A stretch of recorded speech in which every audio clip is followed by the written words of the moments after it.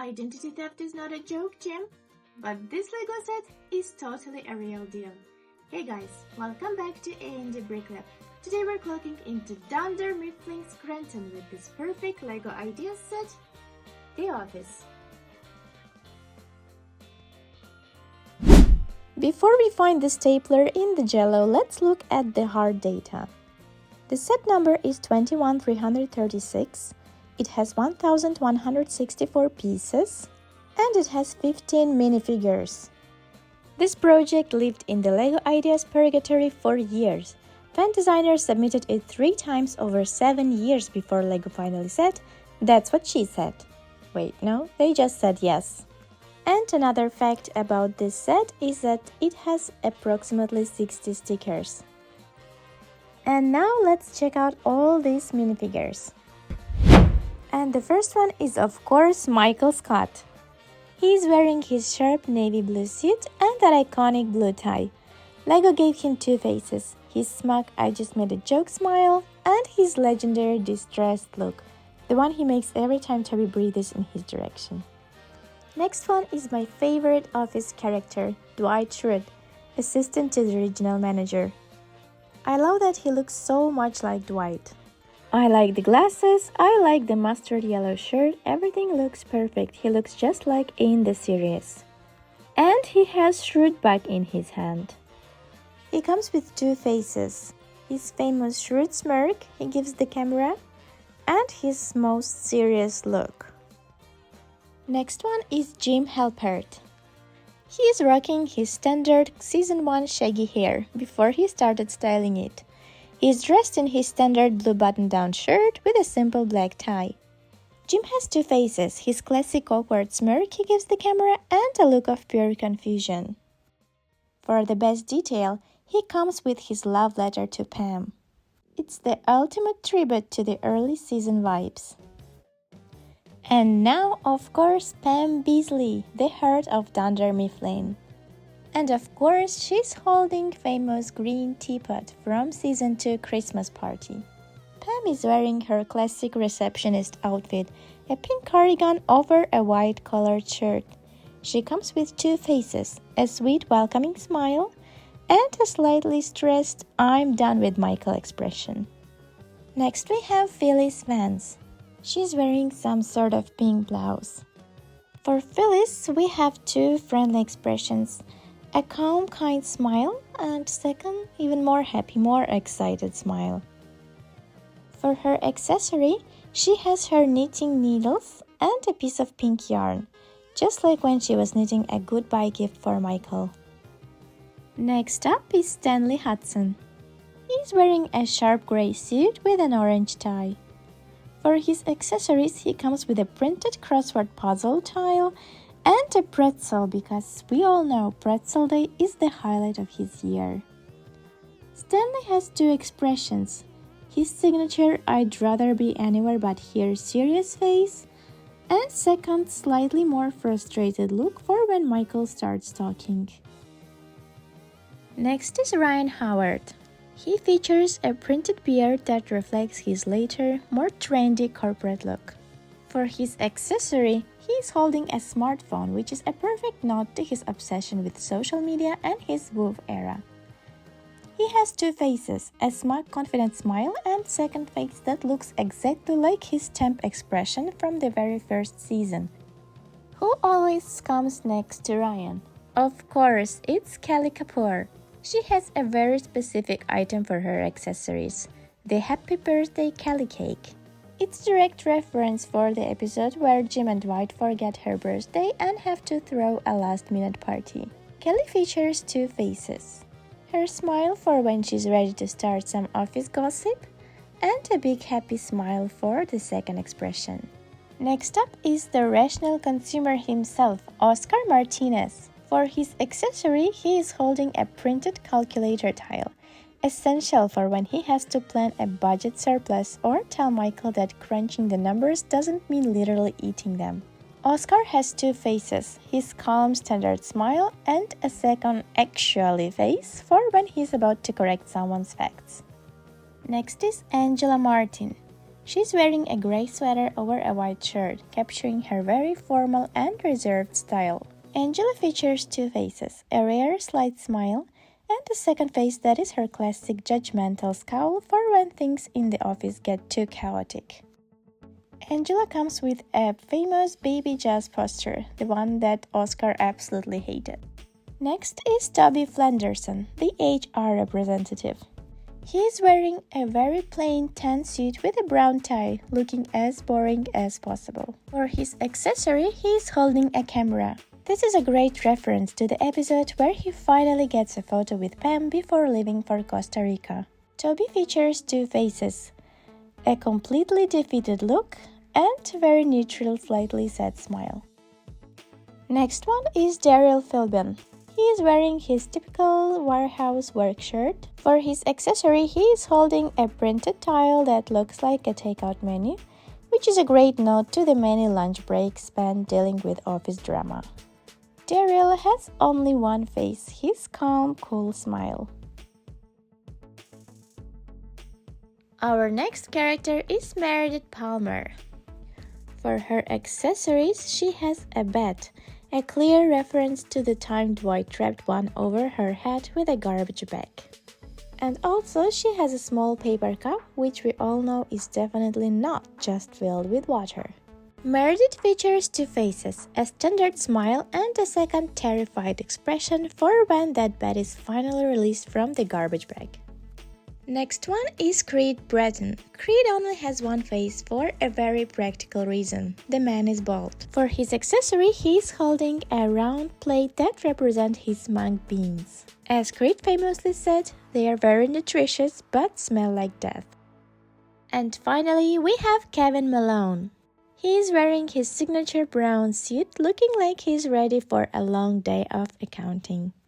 Now, just like Creed, Kevin only has one face, and the reason is the same. He features a specialized hairpiece that shows off his partial baldness. For his accessories, he has the legendary giant pot of chili. At least once a year, I like to bring in some of my Kevin's famous chili. I'm serious about this stuff. Moving past the cast, let's step through the front door. First up, we have the entrance hallway and we hit the lobby couch. Next up is the heart of the office, Pam's reception desk. This is basically the hub for all the social chaos in the building. Behind there is a great hidden detail, effects from future Dwight. It's direct nod to Jim's prank where he warned Dwight about the coffee being poisoned. Right on the counter we have the candy bowl. It's the primary source of nutrition for Kevin and the reason Michael hangs around here way too much. Then tucked right next to the desk, there's the coat rack and the umbrella. This is a great inclusion because it lets you recreate that telekinesis prank where Pam helps Jim to convince Dwight he's moving the coat hanger with his mind. And finally, we can't forget the teapot. It's just a small piece, but it represents the whole Secret Santa saga. And before we move away from reception, we have to look at the wall right next to it. Hanging there is the painting of the office building that Pam made for the art show.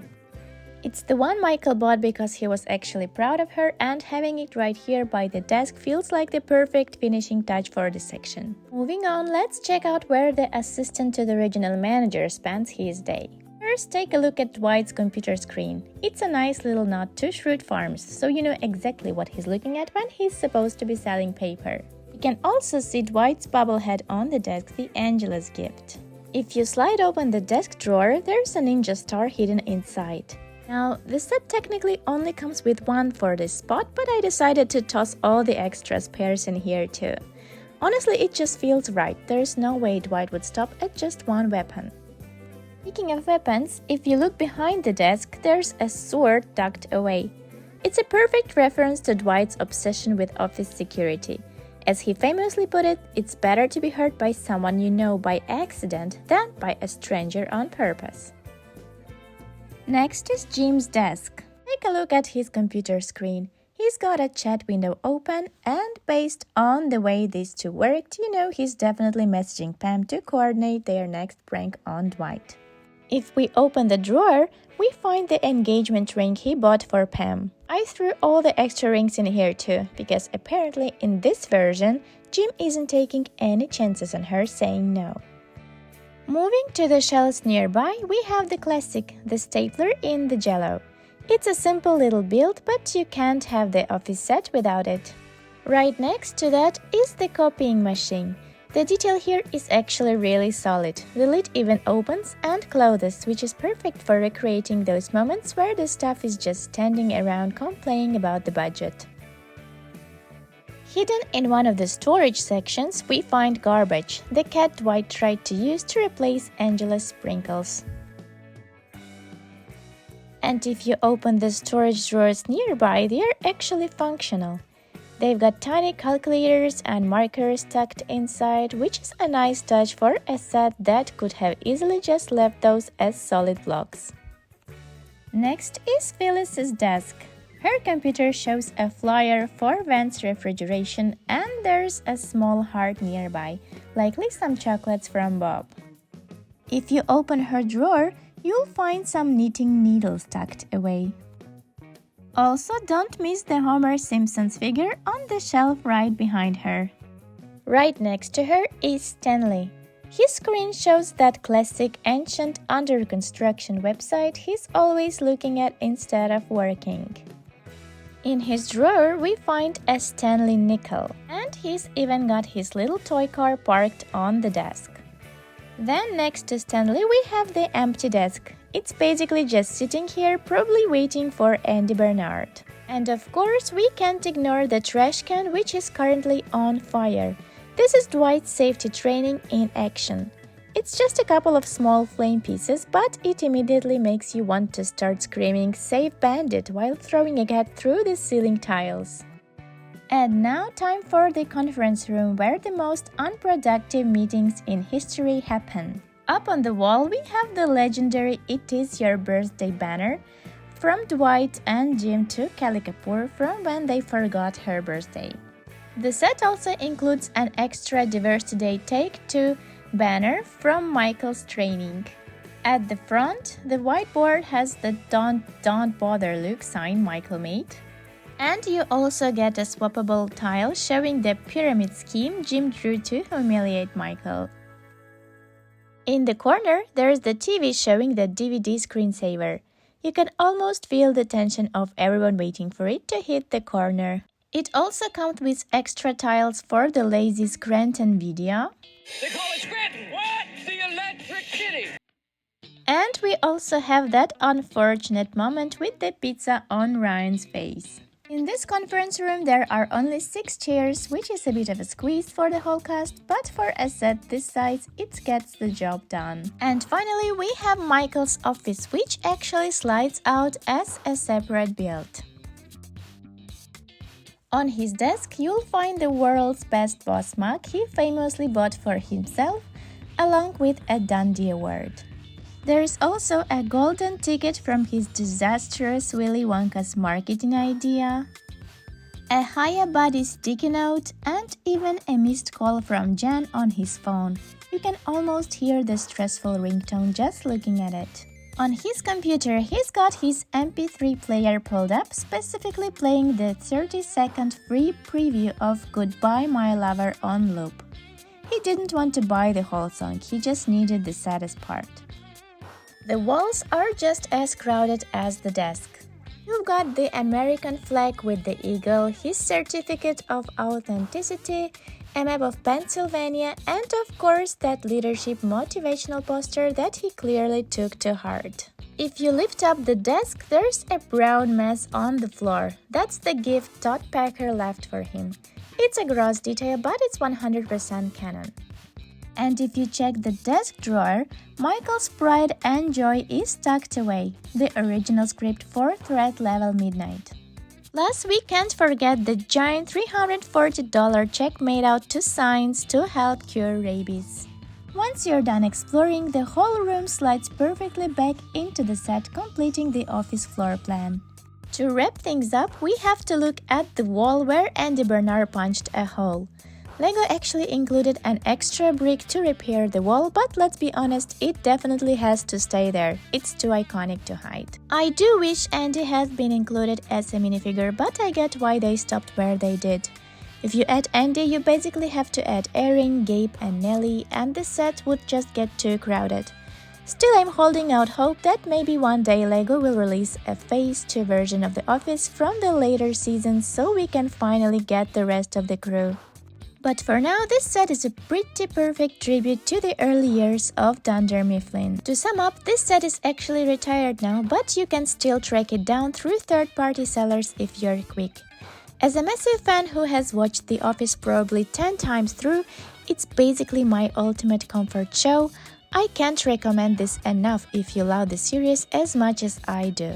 Yeah, it has its drawbacks like the 60+ stickers you have to apply. It's a lot, but honestly, I loved every second of it. I'd happily apply 260 more stickers if it meant getting to experience the build all over again.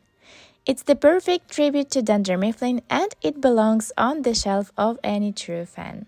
Before finishing this video, I would like to share that I keep my Lego Office set in a display case from Proda Case. I'm not sponsored by them or anything, I just bought it myself because I hate dusting Lego and it looks great. I'll leave the link in the description if you're interested. Thank you so much for staying with me. If you enjoyed the video, don't forget to like and subscribe for more Lego content. Have a nice one and bye bye!